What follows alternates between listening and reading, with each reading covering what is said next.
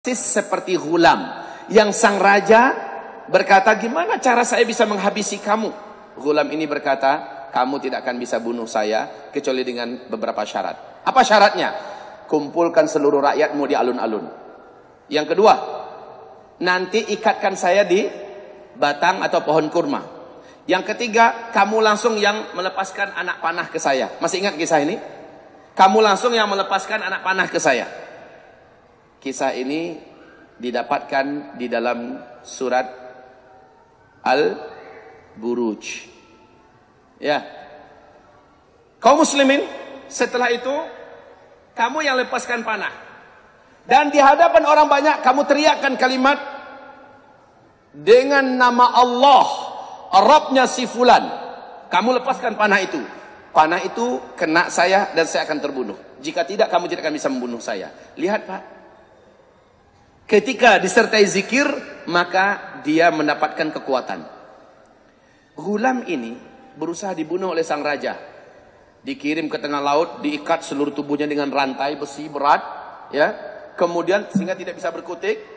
Setelah itu sampai di tengah laut mau ditenggelamkan, si Ghulam berdoa dengan satu doa singkat. Doa ini bisa dibaca Pak, di dalam kitab ini ada dijelaskan dengan sangat jelas bahwa siapa yang berdoa dengan doa ini ketika dia pasti terancam kematian, maka dia baca doanya adalah Allahumma kfinihim bima syi'ta. Ya Allah, selamatkan aku dari kejahatan mereka dengan caramu. Doa si pemuda ini, Ghulam ini hanya begitu saja. Allahumma kfinihim bima syi'ta. Pemuda ini, Ghulam ini membaca itu. Kemudian yang terjadi apa Pak? Yang terjadi adalah Allah goncang perahu itu, Allah datangkan ombak besar, mereka jatuh seluruhnya. Si Ghulam Allah selamatkan sampai dia kembali ke istana. Terbelalaklah bola kedua bola mata sang raja melihat dia kembali selamat, sementara yang mengantarkan untuk kematiannya yang mati. Kemudian dibagi lagi hulu-hulu balang yang jago-jago. Diikat kedua kakinya, diikat kedua tangannya. Kemudian dia pun diusung menuju ke atas gunung yang tinggi untuk dijatuhkan. Sekali lagi di atas puncak gunung, si Ghulam berdoa lagi dengan doa itu. Baca kembali doanya. Awas, kita akan masuki akhir zaman. Doa ini penting Pak. Apa doanya? Mulai Pak. Bukan, baca doanya yang tadi kita sudah bacakan. Doanya si Ghulam. Allahumma kfinihim bima syi'ta. Baca sama-sama. Allahumma ikfinihim bima syi'ta. Pendek, sangat singkat. Ya Allah, selamatkan aku dari kejahatan mereka dengan caramu. Terserah bagaimana caramu, selamatkan aku dari mereka.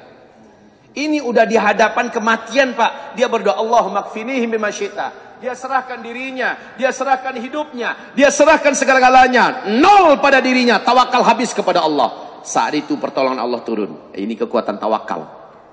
Ini kekuatan tawakal. Wa may yatawakkal 'ala Allahi fahuwa hasbuh. Innallaha balighu amrih. Siapa yang sudah menyerahkan kepada Allah, Allah yang akan sambut. Lalu Allah yang menyelesaikan di belakangnya. Kamu tenang, kamu sudah sampai ke pangkuan saya, kamu sudah sampai ke haribaan saya, yang lain saya yang selesaikan. Masya Allah. Musa laut merah di depan, Firaun di belakang. Pedang dan tombak sudah nampak mengkilap mengkilau-kilau untuk mencincang membantai mereka. Kemana nak lari? Bani Israel mulai gelisah, tapi Musa berkata, jangan khawatir, Allah tak akan meninggalkan kita. Hei Musa, ketuk dengan ujung tongkatmu laut ini, maka terbelahlah laut itu. Mereka menyeberang, Firaun menyusul, mampus mereka semuanya tenggelam. Kaum muslimin lihat, di puncak tawakal Allah berikan pertolongan. Ghulam ini juga di puncak tawakal. Ibrahim ketika dia diikat di atas unggunan kayu api yang dibakar, Ibrahim ada di atas. Puncak tawakal terjadi. Ibrahim menyerahkan segala-galanya. Datang pertolongan Allah Subhanahu wa taala. Ya nar kuni bardan wa salama. Hai api, dinginlah engkau. Selamatkan Ibrahim. Ketika api kayu bakarnya habis semua, orang-orang yakin Ibrahim bahkan debunya pun gak akan bisa ketemu, debu mayatnya. Tapi tiba-tiba Ibrahim keluar kayak baru keluar dari salon Pak. Wajahnya bersih, pakaiannya rapi, malah tambah ganteng dari sebelumnya.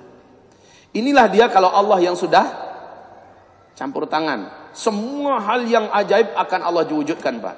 Makanya nolkan diri, nolkan senol-nolnya. Anggap kita ini bukan siapa-siapa, bukan apa-apa. Serahkan bulat-bulat kepada Allah, maka yang Maha Ahad tampil di depan.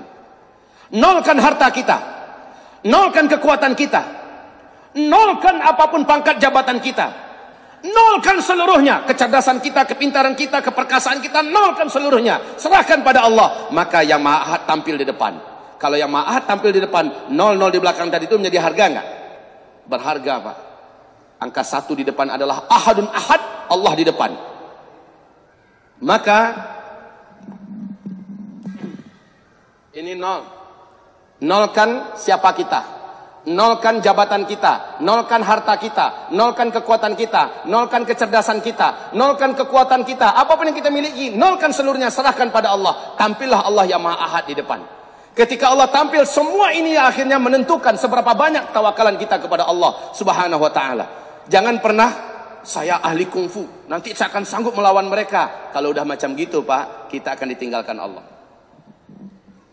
Saya jenderal, bala tentara saya banyak, kita akan ditinggalkan Allah. Saya harta saya banyak, dengan apapun saya dibuat sekarang, kita akan ditinggalkan Allah Subhanahu wa taala. Tapi serahkan bulat-bulat kepada Allah Subhanahu wa taala. Terjadi. Allah makfinihi bima syi'ta. Ya Allah, cukupkan aku dengan caramu, selamatkan aku dengan caramu. Sayyidah Zainab Al-Ghazali punya kisah yang menarik ketika beliau di penjara Mesir. Dia difitnah, Pak.